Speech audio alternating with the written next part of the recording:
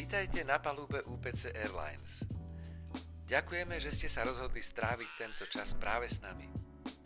Prosíme, uistite sa, že máte vypnuté svoje mobilné telefóny, smartfóny, iPhony, všetky elektronické zariadenia, ako i zvonenie na pevnej linke.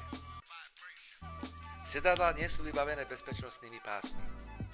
Vaše bezpečie je však našou prioritou a preto sa nemusíte obávať žiadnych komplikácií. O šťastný dolet sa postará kapitán lietadla s duchovnou posádkou.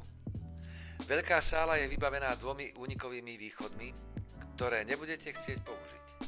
Ak vám plesavý spev nášho zboru spôsobí turbulenciu, nezachovajte prosím pokoj. Pridajte sa s náležitým zápalom a situácia vás následne upokojí.